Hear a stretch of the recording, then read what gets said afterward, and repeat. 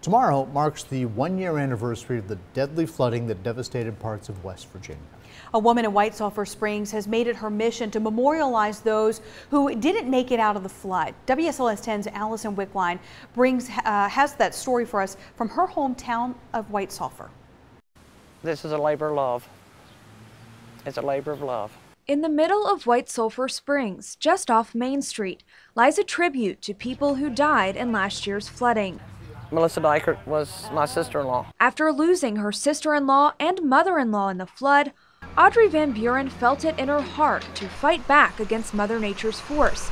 She says she refused to let her hometown of more than 60 years sink into despair, instead giving them a place to mourn and to move forward. Every citizen in White Sulphur knew every name that's on this wall, and we just really wanted to do something special for them. Audrey had some help from local Boy Scout Cameron Zobrist and designer Josh Adamo. Just got to watch those wanting to slide right there. Not to mention the countless volunteers that circle in and out of the city.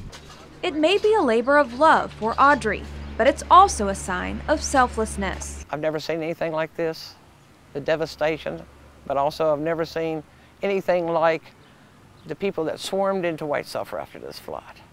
They swarmed in, they're not hundreds, but thousands. It took about 6 weeks of hard work to take a place where feet of floodwater once flowed and turn it into a memorial for the ages. A memorial made up of rock from Howard's Creek, the same creek that leveled houses and left too many families with one less loved one. I just hate to think that the flood, they lost their lives in the flood, and then someone's gonna just not think about them ever again. I want them, people who come here, to see and realize these are people just the same as us. It could have been any one of us. There's a lot of emotion hidden in the shadows of these rocks, but also a lot of hope. Hope that a city can keep recovering and not let the water win. In White Sulphur Springs, Allison Wickline, WSLS 10.